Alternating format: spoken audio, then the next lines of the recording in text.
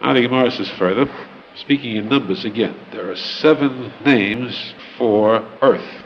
The planet Earth has 7 different names. The Gemara says these 7 names are Eretz, Adama, Arka, Eretz, Earth, Adama, Earth, Arka. These are psukim which these names are mentioned. And then the last 4 the Gemara says are Chalava, Kol Asher B'Chalava, Yabosha, Tevel, and Cheled, Kol Yeshvei Cheled. These are all names for Earth. In this case, there are 3 names that are different than the listing found in the Zohar HaKodesh. Zohar HaKodesh says 7 names. Those 7 are Eretz, Adama, Arka, Gei, Neshia, Tzia, Tevel. All agree, though, that Tevel is the most advanced form of Earth, and this planet in which we live is Tevel. What's important about that?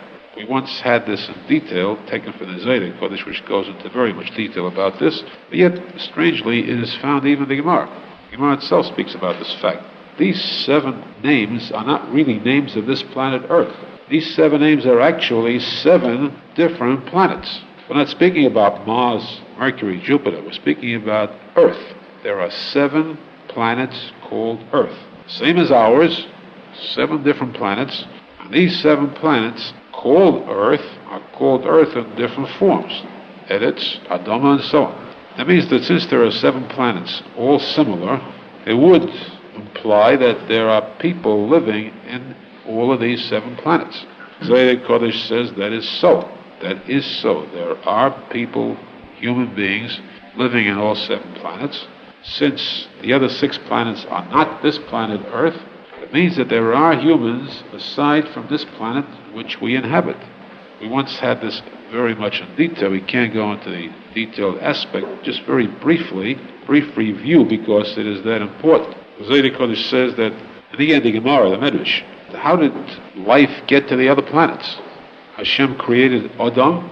That was the first man created. Adam, Chava, they were on this planet Earth. Of course, they were sent down from to this planet Earth, and that's it. There was no other human being created. So, since they lived on this planet Earth, you can't fall off this planet. Laws of gravity don't allow you to. How do you get to the other 6 planets, which are nowhere near this planet at all? In fact, they are so hidden there in a different dimension. So, how did human beings get to the other planets? 2 answers. One answer is that the other humans are subhuman. They are created from vapors.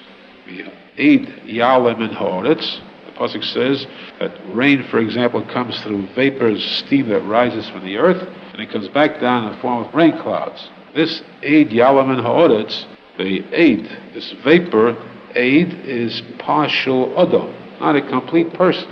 So they are subhuman physically. They are not as wise, not as advanced as the humans here. Zohar HaKodesh says their lifespan is much shorter. Their mentality is a much lower degree than the mentality of humans here. So there's no such thing as an advanced race that will attack with spaceships. You have to worry about the men with their advanced technologies, Mars or other planets attacking here. There is no such thing as an advanced scientific, of course, there's nothing to boast about. But advanced human beings, advanced mentality, that does not exist. The advanced mentality is only on this planet, if you call that advanced. Most of the human beings here would be better off if they were on the other planets. That is, we'd be better off if they were on the planets.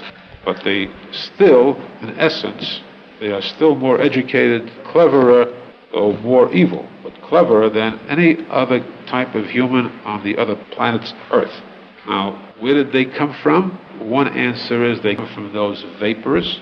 The Eid Yale, Eid is 2/3 of Adam. Or the fact that, as the Torah says, that Cain was sent into exile, to be driven from planet to planet. And in these planets, that's where he gave birth. He had children. Because the climate there, because of the fact that there is no vegetation there that is advanced, there is no wheat, and that's why the people there cannot develop. They haven't got the brain food. There is such a thing as brain food. They haven't got that, therefore they have a sub-mental capacity. But they all come from, not B'nai Adam, but B'nai Cain. They're all descendants of Cain, and the other planets. The Gemara says, Medrash brings that there was no invasion, but there was a case where one of the inhabitants of the other planets came to this earth through some means also done by special powers of a shade, and this inhabitant came to this planet Earth.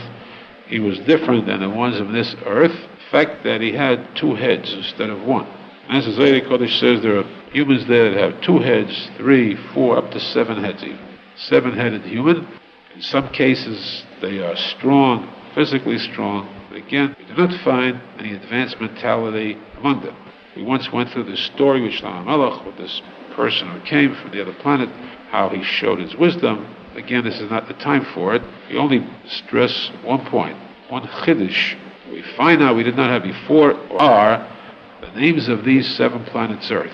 How the names in the Gemara here differ, 3 of them differ from the names that are found in the Zohar HaKodesh. But they all agree that there are 7 different planets Earth. All are called planet Earth, different forms of human beings living on. Again, these in no way are related to, we speak about other planets. Heavenly planets or stars, that's a different story entirely. Because the Zohar HaKodesh goes so far as to say that each planet Earth has its own sky over it. It's not this sky we see that covers all these 7 planets Earth. Each one has a different sky. And in fact, therefore, our sky is superior to all the other skies, just as our planet Earth is superior to the others. How important this is difficult to say. We can't think of a good reason to visit the other planets for a vacation period or something like that. You go there for a suntan, whatever you might get in the other planets, although it does say that some of them are endowed with a lot of expensive metal. There's a lot of gold in certain ones, but to go there to get the gold and then not to be able to come back doesn't really pay. What can you do with it there? Only thing is, this we do stress very seriously and very strongly. What is the information for? As would be the obvious question of certain skeptics, those who don't have the emunah. Why this information? Why the necessity of the other 6 planets? What is it all about? The answer very clearly is. The answer is it's a test of faith, test of emunah, very clearly. The fact that the Torah tells us, the Gemara, the Zohar HaKodesh, Word of Hashem, that there is not 1 planet Earth but 7. Who knows about these? Naturally, the Creator, Hashem who created them. Who knows about what's on them? Only the one that created them. So we have first-hand information. We have definite knowledge that is hidden from the greatest scientists with all their technology. They do not know about the geography of the universe as we do know it, because we have these secrets revealed to us by Hashem. But proof that it is so, proof is emunah. The greatest proof needed is faith. Emunah has to be so strong, stronger than visible proof. We don't have to see it with our eyes.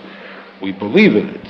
We believe in it more strongly than those who see what they believe in. We believe emunah shlema implicitly that the words of the Gemara and Zohar HaKodesh are true about these 7 planets, and that is sufficient.